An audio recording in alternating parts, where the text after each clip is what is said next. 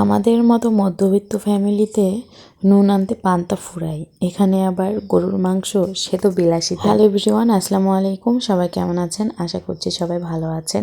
তো নতুন আরও একটি ভিডিও নিয়ে আপনাদের সাথে আমি হাজির হলাম। আমি তৃপ্তি। তো আমি আসলে কিছুদিন যাবত টাকা জমাচ্ছিলাম, যেহেতু আপনাদের ভাইয়া শুক্রবারে বাসায় আসে, এই জন্য ভাবলাম যে ও গরুর মাংস খেতে অনেক পছন্দ করে। আর অনেক দিন হলো বাসায় গরুর মাংস কেনা হয়নি, তো আমি টাকা জমাচ্ছিলাম যে ও আসলে কিনবো। তো আজকে সকাল সকাল বাবাকে বললাম যে বাবা, আজকে তোমার ছেলে বাসায় আসবে, তো কিছু গরুর মাংস নিয়ে আসো। আর গরুর মাংসের এখন যে দাম, কি করব, অল্পটুকু নিয়ে এসেছি, এই প্রায় হাফ কেজির মতো নিয়ে এসেছি। তো আজকে এটাই আলু দিয়ে রান্না করব। অনেক দিন পর আজকে গরুর মাংস রান্না করব। তো প্রথমে গরুর মাংস রান্না করার জন্য পেঁয়াজ মরিচ তেল দিয়ে একটু ভেজে নেব। আর গরুর মাংস খেতে আপনাদের ভাইয়া অনেক বেশি পছন্দ করে।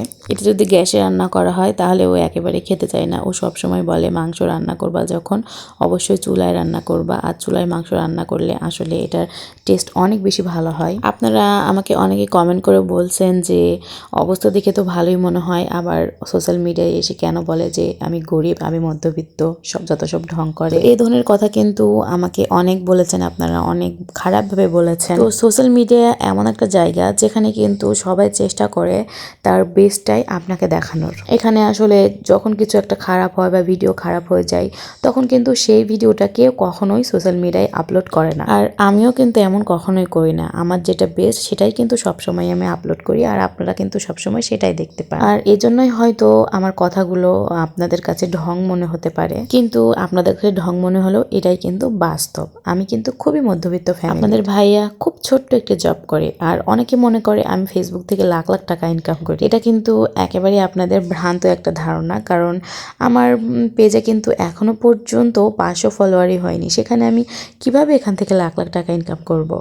অনেকে দেখবেন অনেকের পেজে অনেক ফলোয়ার, অনেকে কিন্তু মনিটাইজ পায়নি, আবার অনেকে কম ফলোয়ার নিয়েও মনিটাইজ পেয়েছে। কিন্তু আমার পেজ খুবই কম দিনের, এই মাত্র 3 থেকে 4 মাস হলো, এর মধ্যে কি আমি লাখ লাখ টাকা ইনকাম করব? এটা কি কখনো সম্ভব? তো এসব কথা না বলি, আসলে মানুষের কথা মানুষ বলবেই, যেটা আমাদের বাস্তব সেটা কিন্তু থেকেই যাবে। সো মানুষের কথা নাই বা বললাম। তো এখানে আমার গরুর মাংস কষানো হয়ে গিয়েছে, এখন আমি ঝোল অ্যাড করে দিয়েছি। আর আমার বাবা মানে আমার শ্বশুর আব্বু কিন্তু গরু গোশতেতে রসুন খেতে অনেক বেশি পছন্দ করে। এই জন্য যতই বাটা মশলা দেই না কেন, গোটা রসুন সবসময় আমি ব্যবহার করি, কারণ আমার শ্বশুর আব্বু খেতে ভালোবাসে। তো আমার মাংস রান্না করা শেষ, এখন এখানে গরম মশলা জিরার গুঁড়া দিয়ে এটা নামিয়ে নিব। এখন আপনাদের ভাইয়া হাত মুখ ধুয়ে চলে এসেছে, এখন ওকে খেতে দিব আমি। আর ও মেসে থাকতে থাকতে এমন অবস্থা হয়েছে যে এই সামান্য একটুকু ভাত খাওয়া শিখে গিয়েছে। তো বলি, ও বলে যে না, আমার এইটুকুতে যথেষ্ট। তো এখন ওকে খেতে দিব। সবাই ভালো থাকবেন আর আমার জন্য অনেক বেশি দোয়া করবেন। আল্লাহ হাফেজ।